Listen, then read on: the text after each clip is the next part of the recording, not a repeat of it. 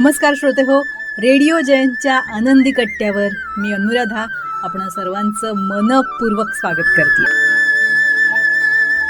श्रोते हो, सध्या पितृपक्ष सुरू आहे. या पितृपक्षामध्ये आपल्या पितरांच्या स्मरणार्थ श्राद्ध घालण्याची प्रथा आहे. आता बऱ्याच जणांना ही प्रथा म्हणजे बुरसटलेले विचार आणि त्यातून केलेली कृती असं वाटतं. पण आपल्या भारतीय परंपरेमध्ये, आपल्या भारतीय संस्कृतीमध्ये प्रत्येक कृतीच्या मागे एक शास्त्रीय दृष्टिकोन आहे. या पितृपक्षाच्या मागे सुद्धा एक शास्त्रीय दृष्टिकोन आहेच. तो काय आहे हे जाणून घेऊया आजच्या आनंदी कट्ट्यावर. जगात प्रत्येक झाड हे प्राणवायूचं उत्सर्जन करत असतं, पण केवळ वड आणि पिंपळ हे दोनच असे वृक्ष आहेत की जे इतर झाडांपेक्षा एकाच वेळी दुपटीनं तुम्हा आम्हा सगळ्यांसाठी, सगळ्या सजीवांसाठी प्राणवायूचं उत्सर्जन करत असतात. आणि अर्थात हे सगळ्या शास्त्रज्ञांनी मान्यसुद्धा केलेलं आहे. आता जगात सगळ्या झाडांची रोपं बीज प्रक्रियेद्वारे मनुष्य लावू शकतो. पण या वड पिंपळाचं वैशिष्ट्य म्हणजे या दोन वृक्षांची प्रत्यक्ष बीजांची निर्मिती होत नाही.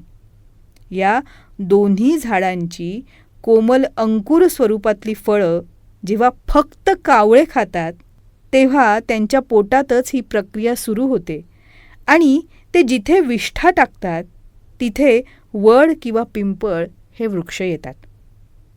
मग आता कावळ्यांशिवाय ही झाडं टिकणार नाहीत. कावळ्यांची अंडी घालण्याची प्रक्रिया म्हणजे प्रजननाची प्रक्रिया ही फक्त भाद्रपद महिन्यात होते.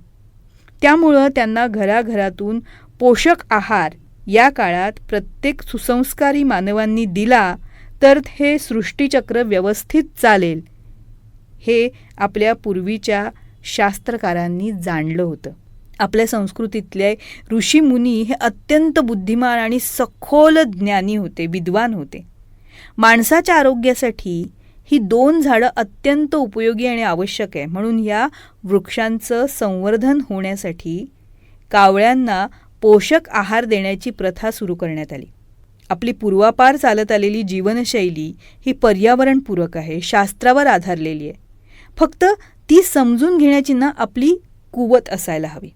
प्रत्येक प्रथेमागे पण विज्ञान आहे हे शोधणं गरजेचं आहे. त्यामुळं त्याची खिल्ली न उडवता त्याच्यामागचं शास्त्र जाणून त्याबरोबर जर आपण कृती केली तर नक्कीच आपण पर्यावरण जपू शकतो आणि पर्यायानं मानवजातीचं संरक्षण करू शकतो हे तितकंच खरं. आता या पितृपक्षाचा संबंध थेट आपल्या जवळच्या दिवंगत झालेल्या व्यक्तींशी जोडला गेल्यामुळे साहजिकच आपण त्यांच्यावरच्या प्रेमामुळे या पितृपक्षात त्यांच्या नावानं श्राद्ध घालणारच.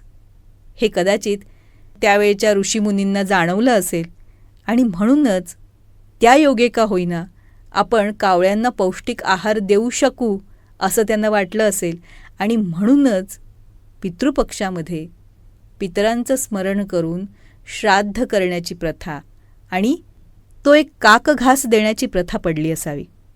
आणि ती खरोखरच आपल्या मानसिक शांततेसाठी आणि पर्यावरणाच्या रक्षणासाठी अत्यंत गरजेची आहे.